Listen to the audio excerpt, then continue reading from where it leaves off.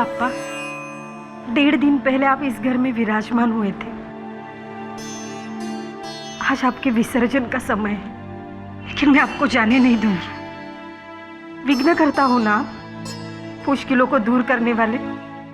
आज मेरे जीवन की सबसे बड़ी मुश्किल मेरे सामने खड़ी है। कसम है मुझे मेरे बच्चों की, जब तक मेरे जीवन से ये मुश्किल आप दूर नहीं कर देते, मैं आपका विसर्जन नहीं करूंगी। नहीं जाने दूंगी इस घर से,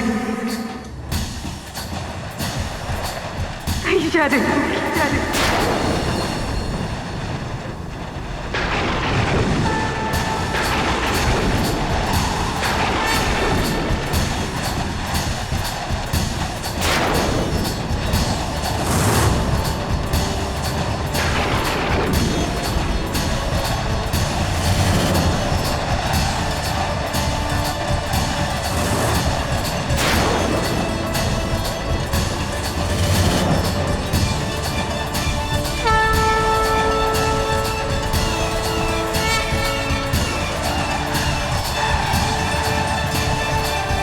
केडी पाठक,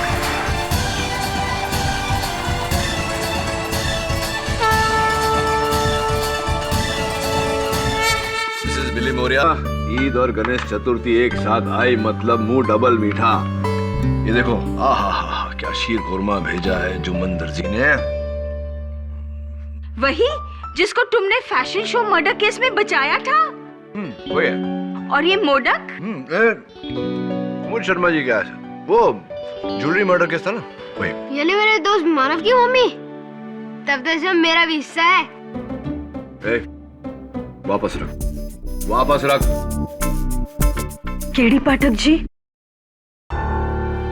जी माफ कीजिए, बिना टाइम लिए आपसे मिलने चली आई। दरअसल मैं बड़ी मुश्किल में हूँ साहब। ले, सबके साथ शेयर करके खा जाओ बैठ के। नहीं, जब तक मेरे पति घर नहीं आ जाते मैं इन्हें प्रसाद खाने नहीं दूंगी। मिसेस बिली मौर्य, आओ बच्चों, बैठो। बैठिए। बताइए, कौन है आपके पति? कहाँ है वो? जी, रविकांत विचारे अपनी खुद की टैक्सी चलाते हैं, लेकिन 2 दिन से वो जेल में है, मर्डर के केस में।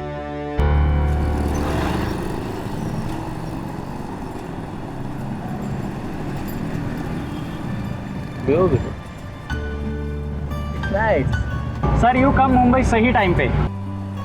Now it's गणेश उत्सव, हमारा सबसे प्यारा भगवान। भाई यहाँ इसलिए ही आया हूँ, गणेश उत्सव पंडाल का फोटोज खींचने। अरे, you know हिंदी? या भाई ब्रिटिश फोटोग्राफर हूँ और London daily newspaper London times के लिए भी काम करता हूँ। मैं हर साल आता हूँ। क्या बात है साहब, मतलब आप इतनी दूर से?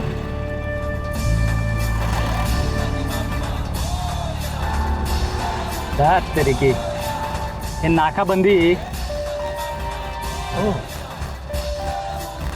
पुलिस? अरे टेंशन मत लो साहब, ये तो हर रोज का काम है, बस 2 मिनट लगेगा। नो डर से ही चला जाता हूँ। ओके, ये लो। लेकिन साहब, कीप द चेंज।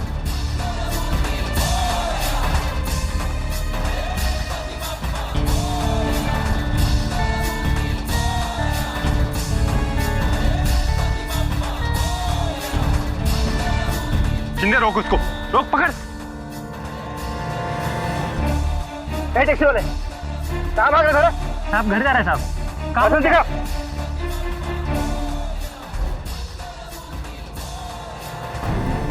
रविकांत कहाँ भाग रहा था? साहब घर जा रहे हैं साहब। डिक्की खोल। डिक्की का ताला खराब है साहब, नहीं खुलता है। डिक्की खोल बोला ना। ठीक है साहब। चल खोल।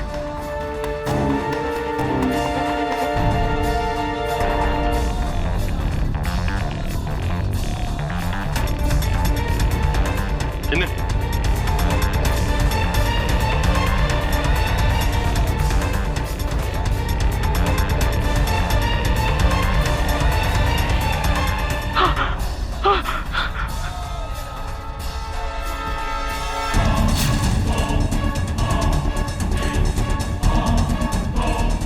ये कौन है?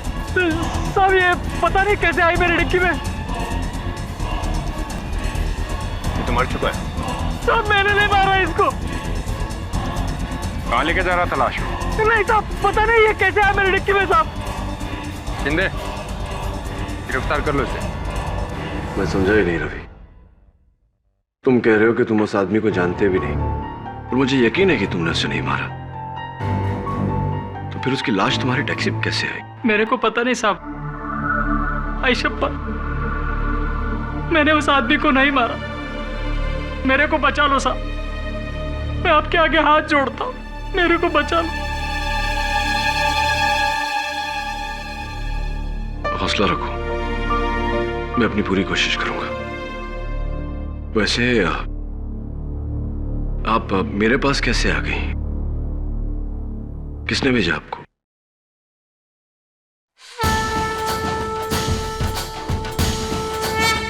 इन्होंने।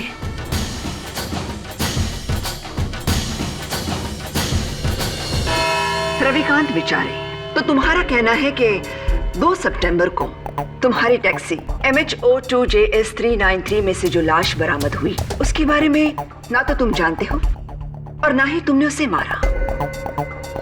तो फिर वो लाश डिक्की में आई कहां से? क्या उसने अपने आप को मार डाला और फिर वो तुम्हारे टैक्सी के पास आया और अंदर जाकर छुप गया? नहीं, मैंने नहीं। फिर वो लाश डिक्की में आई कहां से? योर ऑनर, जाहिर सी बात है कि प्रोसिक्यूशन के इस सवाल का जवाब रवि के पास नहीं होगा, क्योंकि ये 24 घंटे अपनी टैक्सी के साथ तो रहता नहीं। तो इसकी गैर मौजूदगी में किसी ने वो लाश डिक्की में रखी है। रवि, तुमने आखिरी बार डिक्की कब खोली थी? सर, रोज की तरह मैं सुबह 9 बजे टैक्सी बाहर निकालने के पहले डिक्की खोली, चेक किया था साहब, अंदर कुछ नहीं था साहब। यानी कि 9 बजे के बाद किसी ने वो लाश। 1 minute, sorry to cut you KD. डिक्की खोली, लेकिन तुमने तो पुलिस से कहा कि डिक्की का ताला खराब है, खुलती नहीं। पता नहीं, सुबह तो ठीक था, पर दोपहर को खराब हो गया था। जाहिर है, क्योंकि दोपहर तक तुमने उसमें लाश रख दी थी। मिसेस उमा, उस आदमी की मौत कैसे हुई थी? जहर के असर से जज साहब। जज साहब, इस रुमाल को आर्सेनिक से बने ओडोलेस सॉल्यूशन में डुबाकर और इसे सुंघाने से उसकी मौत हुई।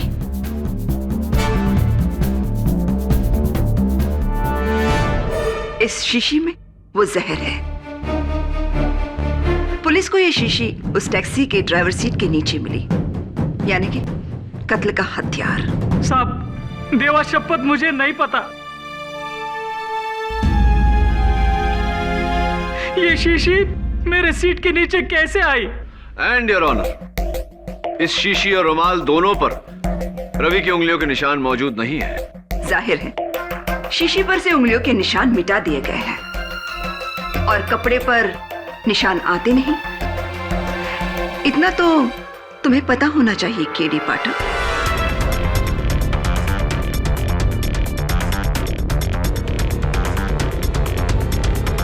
उस आदमी के बारे में कुछ पता चला? मसलन कौन था वो, क्या नाम, पता कुछ? जी जज साहब, मरहूम का नाम दिवाकर चोपड़ा है, दिल्ली का ड्राई फ्रूट ट्रेडर है। ये पर्स उसके पैंट की जेब में मिला, लेकिन इसमें से पैसे गायब हैं। कितने पैसे थे इसमें? मैडम, मुझे नहीं पता। क्या कह रहे हो? सोने की चेन और घड़ी तो तुमने चुरा ली और पैसे छोड़ दिए। जज साहब, ये सोने की चेन और ये घड़ी रवि की टैक्सी के ग्लव कंपार्टमेंट में मिले और इन पर मरहूम दिवाकर चोपड़ा की उंगलियों के निशान हैं।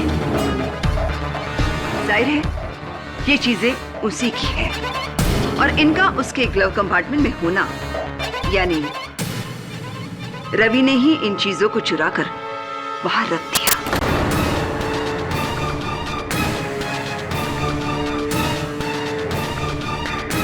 कत्ल से पहले या कत्ल के बाद? माँ बाप, मेरे को नहीं पता।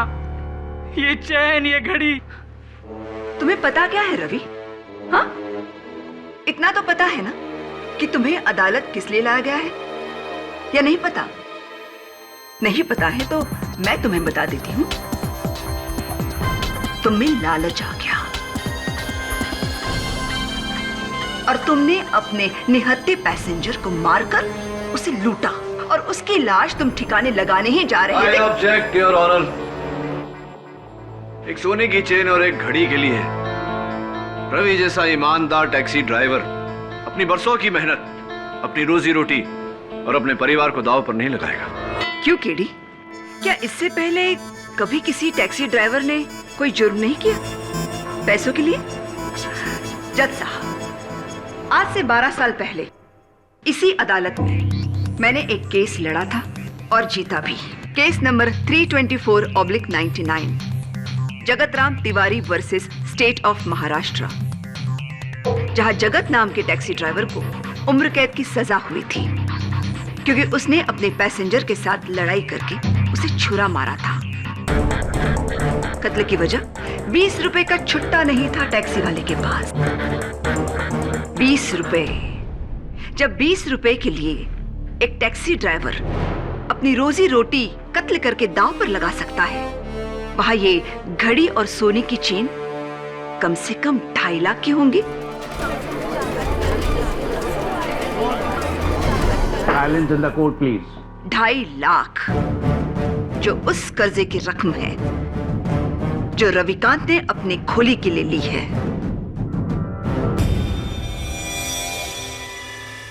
एक, नाकाबंदी से भागना। 2, टैक्सी से लाश का मिलना। 3, टैक्सी से कत्ल का औजार मिलना। 4, चोरी की घड़ी और सोने की चेन। 5, कर्जे की रकम। इन 5 उंगलियों को मिलाकर बनती है मेरे 23 साल के प्रोसिक्यूशन की मुट्ठी,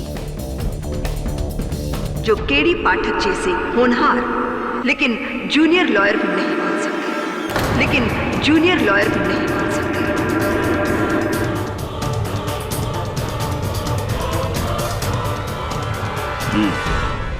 प्रोसिक्यूशन का केस बहुत ही मजबूत है केडी। मजबूत है योर ऑनर, लेकिन अटूट नहीं। और उसकी वजह यह है कि इस जुर्म का कोई चश्मदीद गवाह नहीं। जाहिर सी बात है कि किसी ने यह कत्ल किया और उसके बाद लाश को रवि की टैक्सी की डिक्की में छुपाया। किसने? यही तो पता लगाना है योर ऑनर। उस दिन सवेरे 9 बजे से दोपहर के 3 बजे तक रविकांत की टैक्सी में 3 लोगों ने सवारी की।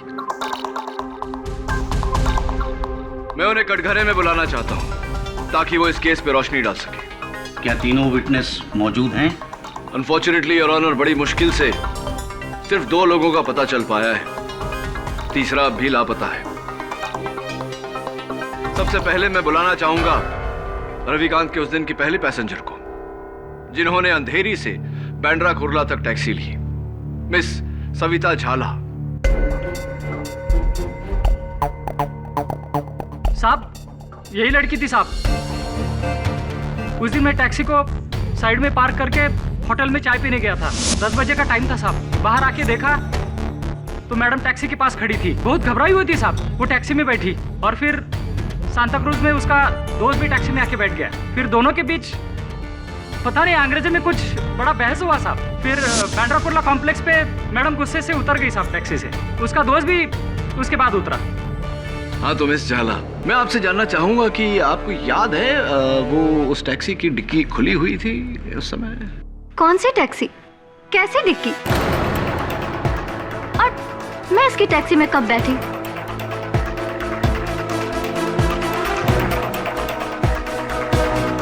या तो ये आदमी झूठ बोल रहा है या फिर इसे कोई गलतफहमी हुई है। मे बी कोई और लड़की हो। ओ मैडम, क्या बोल रही हैं आप ही थी। आप ही टैक्सी की डिक्की के पास खड़ी थी बैग लेकर साहब। इसी ने उसको लाश को डिक्की में डाला होगा साहब। अरे ये क्या बोल रहे हो? ना मैंने तुम्हें कभी देखा है और ना ही तुम्हारी टैक्सी को। मिस झाला, क्या आप जानना चाहेंगे कि हमने आपके बारे में पता कैसे लगाया? रवि के बयान के मुताबिक उसने अंधेरी के रत्नाकर कॉलोनी से सवारी ली और बांद्रा कुर्ला के मैक्स इंडिया बैंक बिल्डिंग के सामने सवारी को उतार दिया। हमने अंदाजा लगाया कि शायद वो सवारी मैक्स इंडिया बैंक में काम करती होंगी, तो वहां के कर्मचारियों से बात करने के बाद हमें पता चला कि उनकी एक ही मुलाजिम अंधेरे की रत्नाकर कॉलोनी में रहती हैं, जिनका नाम मिस सविता झाला है, यानी कि आप। तो उससे क्या साबित होता है? और वैसे भी उस दिन मैं ऑफिस टैक्सी से नहीं बस से गई थी। बस से? जी हाँ। अजीब, ये कैसे हो गया? क्योंकि मिस झाला, मैक्स इंडिया बैंक बिल्डिंग के गेट से घुसते हुए गाड़ी का नंबर सिक्योरिटी गार्ड में लिखा था, ये देखिए, MH02JS 393, जो किसी बस का नहीं, रविकांत की टैक्सी का नंबर है। और हम सिक्योरिटी गार्ड ने पुलिस को बयान भी दिया है कि उसने आपको इनकी टैक्सी से उतरते हुए देखा, एक बैग समेत। और आपके पीछे पीछे आपके कोई पुरुष मित्र भी उतरे थे, बैग समेत। वैसे कौन थे वो मित्र आपके? क्या क्या संबंध है आप दोनों के भी? चलिए छोड़िए, जाने दीजिए, अदालत को इन बातों से क्या मतलब। ये बताइए कि वो जो बैग्स आप दोनों के पास थी, क्या था उनमें?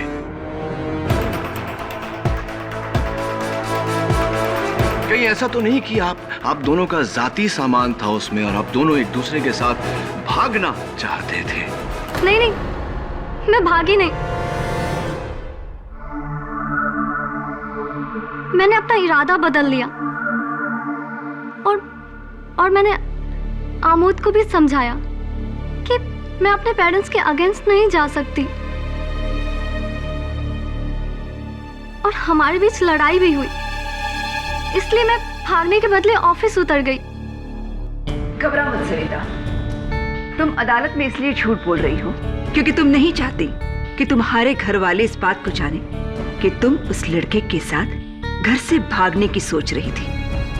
ये भी हो सकता है कि तुम अदालत में इसलिए झूठ बोल रही हो क्योंकि तुम ऐसी टैक्सी में बैठी थी जिसकी डिक्की में लाश पड़ी हुई थी, जिस लाश को शायद आप ही ने। नहीं, मुझे नहीं पता कि उस टैक्सी में लाश है, और न ही आमोद को। तो फिर एक बात बताइए मिस झाला, आप और आपके जो मित्र हैं मिस्टर अमोद, ये जो भारी भारी बैग्स आपके साथ थे, टैक्सी की डिक्की में रखने के बजाय, जैसे कि आमतौर पे सब करते हैं, आपने बैग्स अपने साथ टैक्सी के अंदर रखे। क्यों, कोई खास वजह?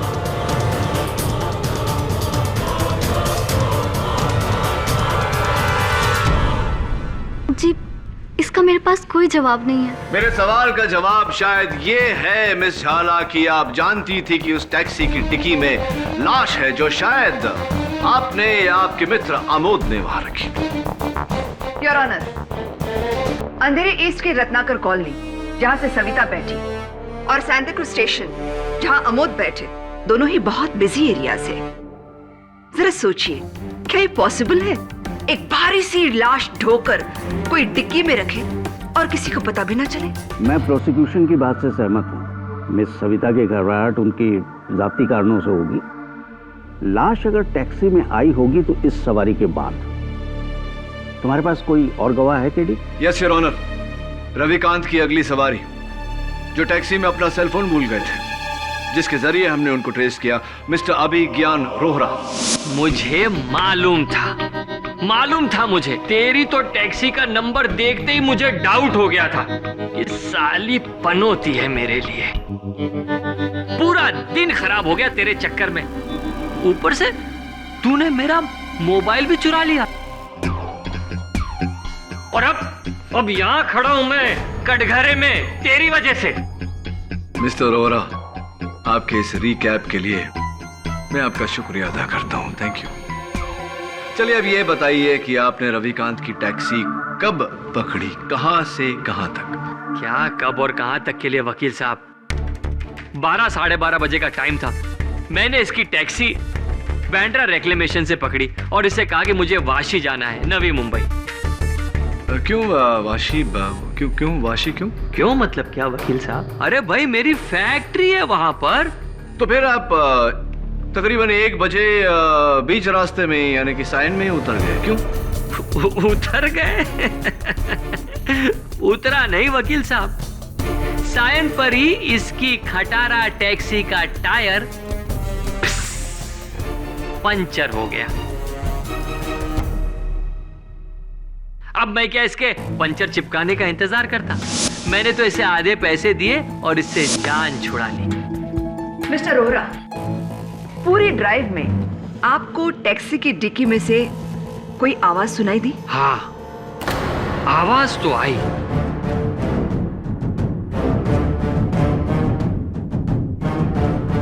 बल्कि इसकी खटारा टैक्सी के तो चारों तरफ से आवाज आ रही थी मुझे। अरे अंजर पंजर ढीले हो गए इसके खटारा के, इसलिए मैं तो खुशी खुशी जान छुड़ा ली। और इसी खुशी में आपका सेल फोन, आपका मोबाइल फोन जो है वो टैक्सी की सीट पर ही रह गया। हाँ, और इसने मेरा फोन मुझे लौटाया भी नहीं। वो तो अच्छा हुआ वकील साहब जो आपका मुझे फोन आ गया और मेरा सेल मुझे वापस मिल गया। Point to be noted your honour, Ravikant बेचारे का फोन वापस ना करना बेईमानी की निशानी है।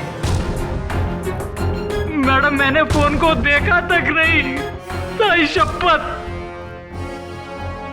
एक बात बताइए मिस्टर रोहरा, आप तो टैक्सी की बैक सीट पर बैठे थे। हाँ, तो फिर ऐसा कैसे हुआ कि पुलिस को आपका फोन टैक्सी की फ्रंट सीट पर से मिला? हाँ, कहीं ऐसा तो नहीं कि आप सीट के ऊपर ऐसे झुके थे आगे की तरफ, ग्लव बॉक्स तक पहुंचने के लिए? मिस्टर पाठक, फोन आगे की सीट पर इसलिए था क्योंकि रविकांत ने उसे अपने पास रखा था। हाँ, इसी ने रख लिया होगा, चोर कहीं का। और अब तो खूनी भी। रविकांत ने खून किया, घड़ी चुराई, चेन चुराई, मोबाइल चुराया। This is absolutely ridiculous. Mister Rohra, ये कमर में पट्टा, क्या आपके कमर में प्रॉब्लम है? नहीं, गर्दन में प्रॉब्लम है।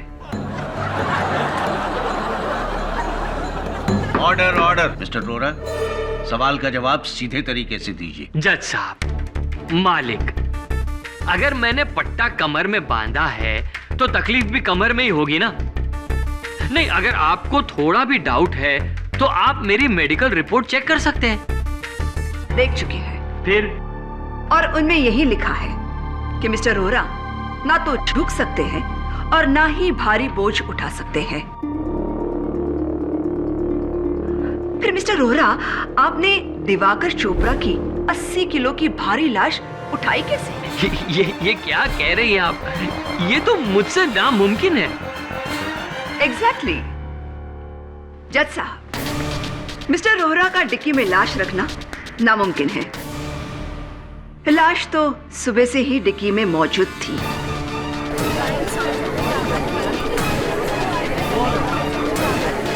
साइलेंस। और इस बात को साबित करने के लिए कि सिर्फ रविकांत बेचारे जानते थे कि गाड़ी की डिक्की में लाश है, मैं अपने अगले गवाह को बुलाना चाहती हूँ। गजानन नाइक। नमस्ते माई बाप। योर ऑनर, ये वही मैकेनिक है जिसने रविकांत के टैक्सी का टायर ठीक किया। राइट गजानन? जी। घबराओ मत, तुम्हें कोई कुछ नहीं कहेगा। तुम सिर्फ इतना बताओ कि वो टायर तुमने कब और कहां ठीक किया। जी सर। मैडम। जी जी, माफ़ करिए मैडम, मेरी अपनी पंचर की दुकान है, विनायक टायर शॉप के नाम से, जो साइन में गणेश मंदिर के पास है। ये आदमी मेरी शॉप में अपनी टैक्सी लेके आया। उसके टैक्सी का पिछला टायर पंचर था। वो पंक्चर टायर लेकर तुम्हारे पास आया? जज साहब, नॉर्मली जब टायर पंक्चर होता है तो सबसे पहले डिक्की खोली जाती है और फिर स्टेपनी को निकालकर उस पंक्चर टायर की जगह फिट किया जाता है। तुमने ऐसा क्यों नहीं किया रविकांत? मुझे लगा बस 2 मिनट पे पंक्चर वाला है, तो इसके लिए मैं मगजमारी क्यों करूं? या फिर इसलिए क्योंकि तुम डिक्की नहीं खोलना चाहते थे? तुम जानते थे कि टैक्सी की डिक्की में लाश है।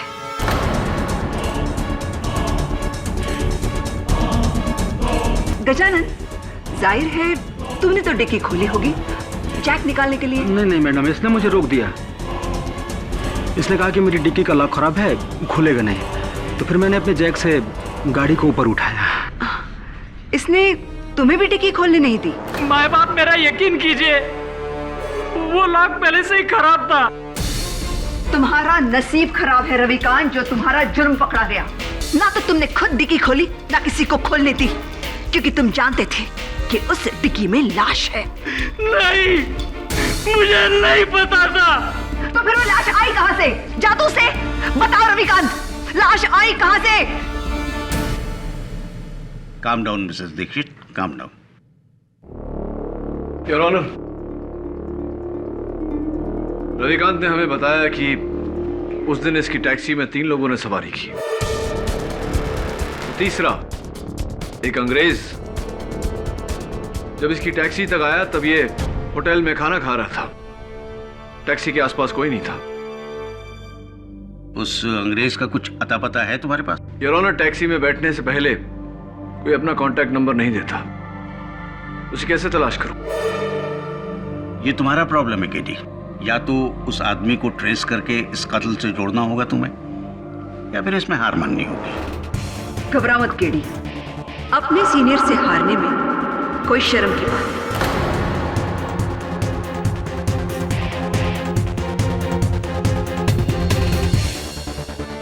योर ऑनर, लाश की तहकीकात के बाद पुलिस को एक नया एविडेंस मिला है। उस आदमी का नाम दिवाकर चोपड़ा नहीं, बल्कि मनु नागपाल है।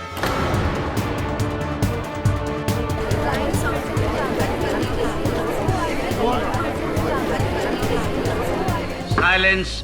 मनु नागपाल, जो एक वांटेड क्रिमिनल था, जिसकी पुलिस को ड्रग स्मगलिंग के 9 अलग अलग केसेस में तलाश थी। Drug smuggling?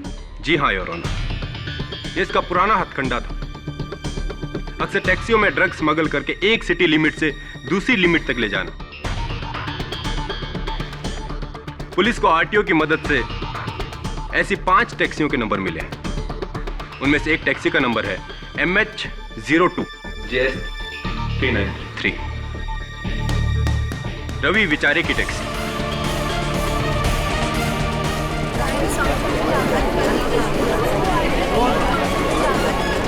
Silence. Oh my God, ये तो नया कनेक्शन है। अब समझ में आ गया। वो बॉस, तुम मुलाजिम। जरूर कमीशन को लेकर झड़प हुई होगी। नहीं साहब, मैडम, ये टैक्सी मैंने 2 महीने पहले किसी दूसरे से खरीदी थी। अब तो तुम दोनों तरफ से फंस गए हो रविकांत। एक तरफ मर्डर तो दूसरी तरफ ड्रग्स स्मगलिंग। योर ऑनर, इस नए एविडेंस ने इस केस पर नई रोशनी डाली है। एक ड्रग स्मगलर के हजारों दुश्मन हो सकते हैं। कोई भी मार सकता था मनु नागपाल को। मैं चाहता हूं कि इस केस की छानबीन करने के लिए मुझे थोड़ा और समय दिया जाए। हो सकता है कि इस दौरान मैं उस अंग्रेज को भी ढूंढ निकालूं। ठीक है, यह अदालत अगली सुनवाई तक मुलतवी की जाती है। The court is adjourned for the day.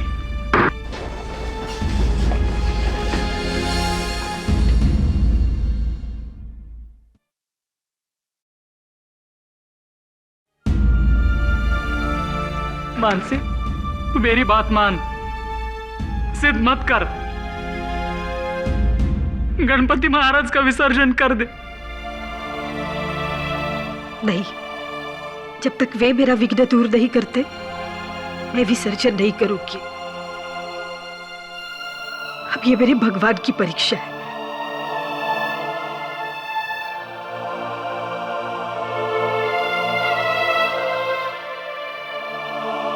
Ganesh ji के साथ साथ ये मेरी भी परीक्षा है। वरुण, अगर मैं ये केस हार गया तो मानसी का भगवान पे से विश्वास उठ जाएगा। केडी सर, जितना मैंने इस केस को स्टडी किया, मेरा पूरा डाउट उस अंग्रेज पर है। वो पुलिस को देखकर ऐसे भागा था जैसे गाय के सर से सींग। आई एम वेरी श्योर उसी ने उस लाश को टैक्सी में डाला होगा। हाँ, लेकिन एक अंग्रेज टूरिस्ट को इस शहर में ढूंढेंगे कैसे? ये भी पता नहीं कि शहर में होगा या नहीं।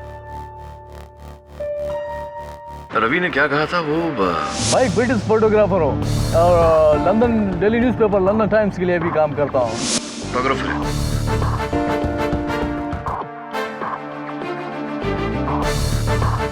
अभी तक तो छप गई होगी वो तस्वीरें।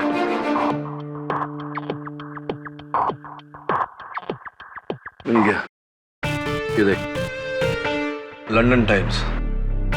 फोटोग्राफर का नाम जावेद स्मिथ। तो ये काम कर, इनके लंदन ऑफिस फोन कर और पता लगा कि ये गोरा इस वक्त मुंबई में कहाँ होगा। Right sir.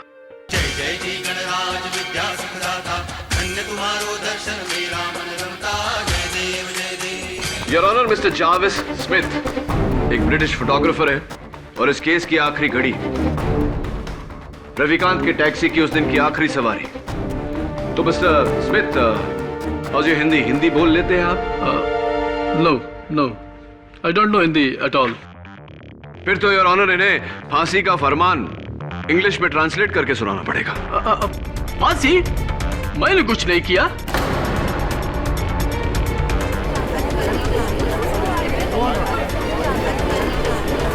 ऑर्डर। हाँ, आपने कुछ नहीं किया, लेकिन बड़ी तेजी से 30 सेकंड में आप हिंदी सीख गए।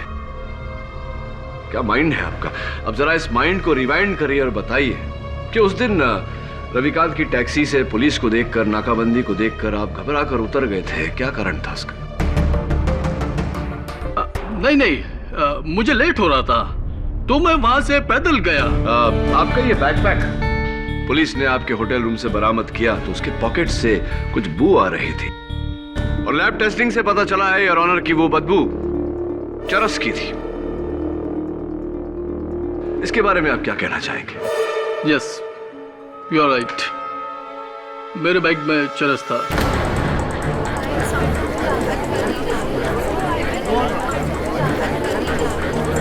साइलेंस।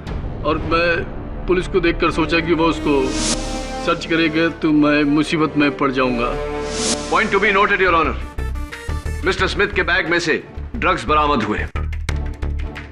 मनु नागपाल भी एक ड्रग डीलर था और मुझे पूरा यकीन है कि यह कत्ल इस ड्रग कनेक्शन की वजह से ही हुआ है। Your witness. No, I swear, मैं ऐसे किसी आदमी को नहीं जानता। डोंट वरी मिस्टर स्मिथ, मुझे आप पर पूरा यकीन है और बहुत जल्द अदालत को भी होगा। योर ऑनर, पोस्टमार्टम की रिपोर्ट के तहत मनु नागपाल की मौत दोपहर के 1:30 और 2:30 बजे के बीच हुई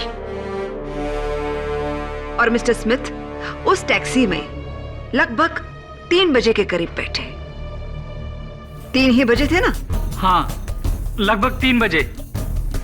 देयर यू आर केडी। आपकी ही दलील आपके खिलाफ। इस हिसाब से मनु नागपाल और मिस्टर स्मिथ सहयोगी नहीं हो सकते। सो योर ऑनर, उस दिन रविकांत की टैक्सी में सुबह 9 बजे से लेकर शाम के 4 बजे तक 6 लोग बैठे।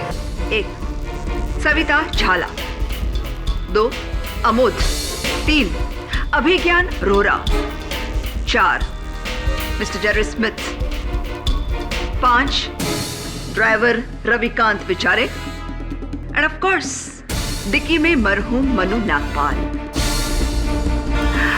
इनमें से पहले 4 पर तो शक की कोई गुंजाइश नहीं है। तो फिर बचा कौन? मनु नागपाल, जिसका कत्ल हुआ, और उसका कातिल रविकांत बिचारे।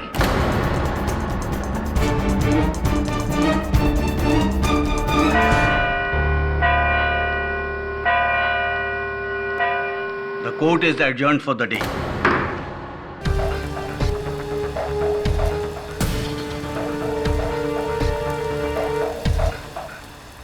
भगवान जी, अब आप ही कुछ कीजिए, वरना आपके भक्त को बचाना तो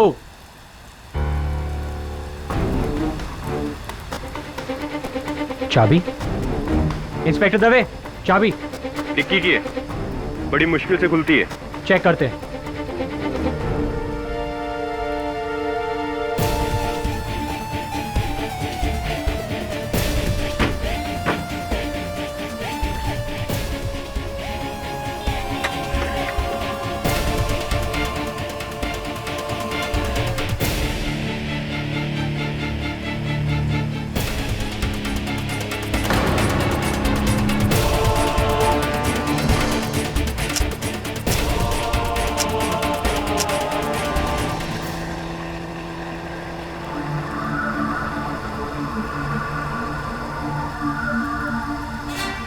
डैम, फिर से पंक्चर।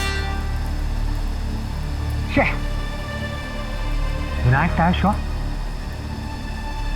ये तो वही टायर शॉप है जहां पर रवि की गाड़ी ठीक हुई थी। ये गणपति बप्पा मोरया। अरे भाई सुनो, तुम वही हो ना जिसने वो टैक्सी ड्राइवर रवि बेचारे के केस में गवाही दी थी? हाँ साहब, लेकिन आपको कैसे पता साहब? इतना घबरा क्यों रहे? अब यहाँ साहब अपन पुलिस कोर्ट कचहरी के चक्कर में नहीं पड़ना चाहता साहब। समझ सकता हूँ तेरी प्रॉब्लम। अब जल्दी से मेरी प्रॉब्लम सॉल्व कर, चल।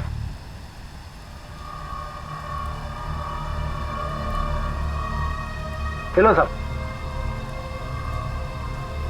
तो ये है फसाद की जड़, एक कील। आप तो लगी हो साहब कि आपके टायर से एक कील मिला साहब। जो रवि है ना टैक्सी वाला, उसके टायर से 4 कीलें मिली साहब। 4 कील? वो भी एकदम नहीं। 4 कील एक साथ, वो भी नहीं। Ganpati Bappa, love you. Your honour, ये कुछ तस्वीरें हैं रविकांत के टैक्सी के डिक्की के अंदर के हिस्से की, जहां लगे हुए खरोचों से साफ जाहिर होता है कि किसी ने डिक्की को अंदर से खोलने की कोशिश की थी इस स्क्रू ड्राइवर का इस्तेमाल करके।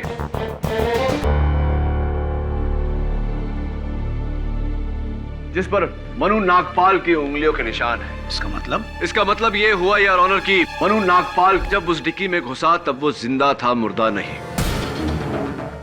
और एक पॉइंट पर उसने डिक्की से बाहर निकलने की कोशिश की, लेकिन बाहर के शोर के कारण रविकांत उसकी आवाज को सुन नहीं पाया। अब सवाल यह है योर ऑनर कि मनु नागपाल उस डिक्की में घुसा क्यों? वो शहर छोड़कर भागना चाहता था, और पब्लिक ट्रांसपोर्ट यानी टैक्सी से बेहतर सवारी और क्या हो सकती है? तो मनु ने खुद टैक्सी रोकी, रविकांत से कहा कि टैक्सी की डिक्की खोलो, मुझे उसमें छुपना है। मिसेस दीक्षित, पूरी बात समझने के लिए पूरी बात सुन लेनी चाहिए। योर ऑनर, जैसा कि मैं कह रहा था, मन्नू का कोई साथी था जिसने टैक्सी में बैठने से पहले रवि को बातों में उलझाया और मन्नू को समय मिला कि वो डिक्की का ताला तोड़ के उसके अंदर जाकर छिप जाए। अब ये भी बताओ कि वो साथी कौन था? जाहिर सी बात है प्रोसिक्यूटर साहिबा कि उस दिन रवि की टैक्सी में जिन लोगों ने सवारी की थी उन्हीं में से ही कोई एक होगा।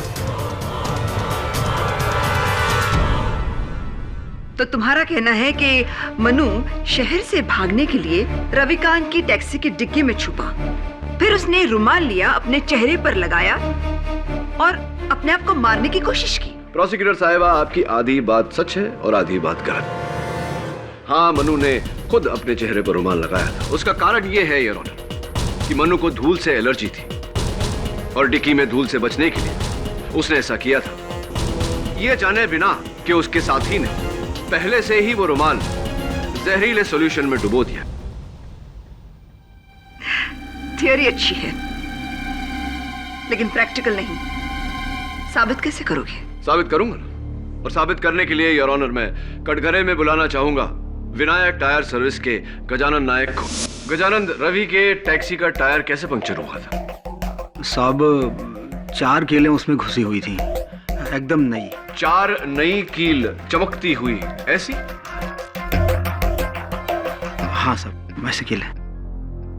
कितने साल से पंक्चर बना रहे हो? 9 साल से साहब। और अपने 9 साल के तजुर्बे में आपने कितनी बार देखा है कि ऐसी 4 नई चमकती हुई कील के कारण टायर पंक्चर हुआ? नहीं साहब, अभी तक तो नहीं। आपने कभी नहीं देखा? उसका कारण यह है योर ऑनर क्योंकि वो 4 कील रास्ते पे पड़ी हुई नहीं थी, रास्ते पर डाली गई थी। किसी ने बड़ी शातिरता से रवि की टैक्सी में बैठने से पहले वो कील टायर के सामने डाली थी। गजानन, कौन से टायर में पंक्चर था? साहब वो ड्राइवर के पीछे का राइट साइड। ड्राइवर के पीछे का राइट साइड। तो क्या अगर मैं ये कहूं कि किसी ने टैक्सी में बैठने से पहले वो कील नीचे डाल दी होगी तो क्या तुम मेरी बात से सहमत हो? हाँ। कितने बजे तुमने ये पंक्चर बनाया?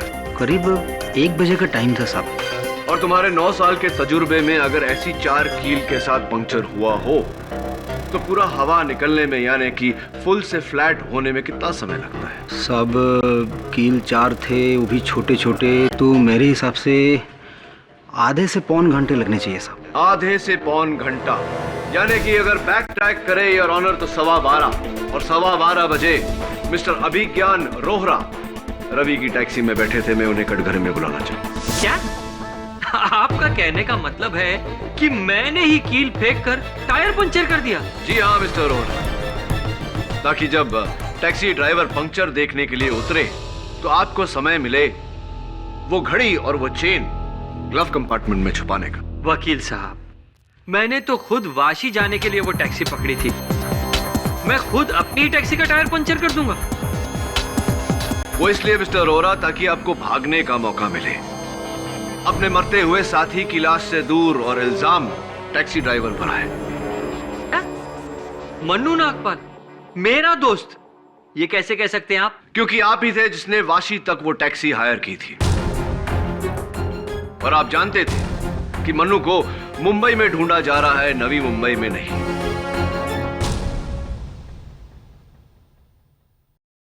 देखिए, मेरा और मन्नू नागपाल का कोई कनेक्शन नहीं है। मैं जा रहा था अपने जूतों की फैक्ट्री में जो वाशी में है। आप चाहे तो मेरे स्टाफ से पता कर सकते हैं। पूछा हमने, और आपके स्टाफ का साइंड स्टेटमेंट है जज साहब की टेबल पर, जो ये कहता है कि आप उस दिन अपने फैक्ट्री गए ही नहीं।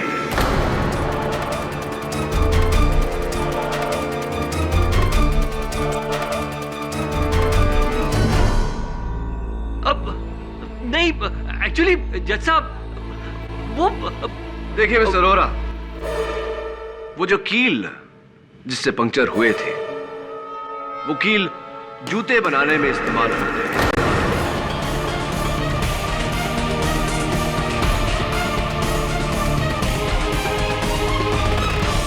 बिल्कुल वैसे ही कील आपकी फैक्ट्री में भी इस्तेमाल होते हैं मिस्टर रोहरा। आपका खेल खत्म हो गया। आप जुर्म कबूल करते हैं या मैं जज साहब को वो तस्वीरें दिखाऊं? मैं आपसे कितनी बार कहूं कि मैं उसे नहीं जानता था। आप मन्नू नागपाल को नहीं जानते? जी नहीं। कभी नहीं मिले? नहीं। ये कुछ तस्वीरें हैं योर ऑनर। मिस्टर रोहरा और मिस्टर मन्नू नागपाल की एक साथ में ड्रिंक लेते हुए।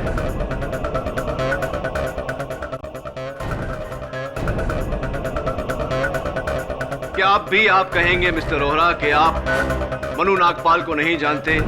आपकी उनके साथ दोस्ती नहीं थी, आपने उन्हें नहीं मारा?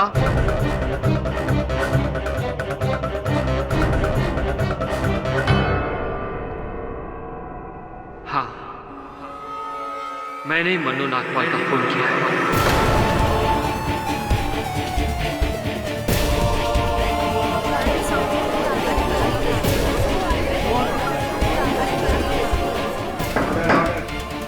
लेकिन मन्नू नागपाल और रोहरा की तस्वीरें कहाँ हैं?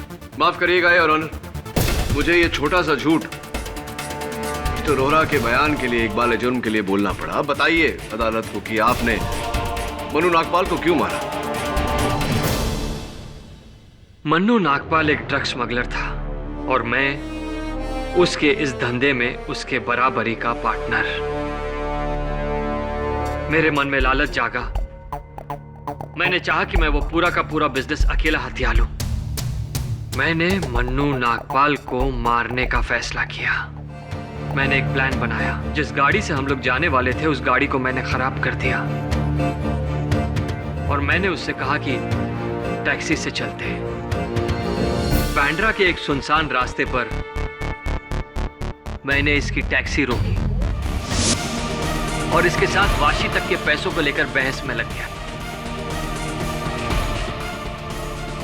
इसी बहस का फायदा उठाकर मन्नू ने इसकी टैक्सी की डिक्की चाकू से खोली और उसमें छुप गया, मेरा दिया हुआ जहरीला रुमाल लेकर। और टैक्सी में बैठने से पहले मैंने इसकी टैक्सी के टायर के सामने चालाकी से कीलें फेंक दी। मुझे पता था कि थोड़ी ही देर के बाद रुमाल का जहर असर करके मन्नू नागपाल को मार डालेगा और तकरीबन उतनी ही देर में टैक्सी का टायर भी पंचर हो जाएगा। और जैसे ही टैक्सी का टायर पंचर हुआ, मैंने इसे टायर चेक करने के लिए बाहर भेजा। मौका पाते ही मैंने मन्नू नागपाल की गोल्ड चेन और वॉलेट इसकी टैक्सी के ग्लव कंपार्टमेंट में डाल दी और जहर की शीशी। मगर अफसोस, ये सब करते समय मेरा मोबाइल इसकी टैक्सी में गिर गया।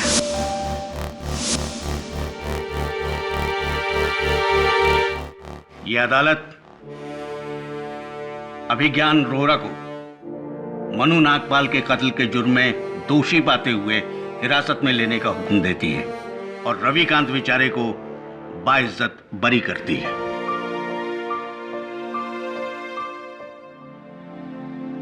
The case is closed.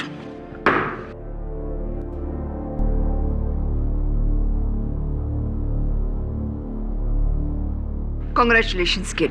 Thank you, बहुत बहुत बधाई हो। अरे क्या हमारे लिए आप भगवान हो। ऐसा मत बोलिए, नहीं तो वो मुझसे रूठ जाएंगे। वैसे भी ये केस तो बाप्पा ने ही सॉल्व किया है। पापा ने? वो कैसे? हाँ, आप देखिए ना, मेरे असिस्टेंट की बाइक बिल्कुल गणेश मंदिर के सामने खराब हुई और सबसे अहम गवाह इस केस के गजानंद विनायक टायर सर्विस वाले, ये गणेश जी के दूसरे नाम ही है। आपकी प्रार्थना सफल हो गई, इसीलिए तो उन्हें विघ्नहर्ता कहते हैं।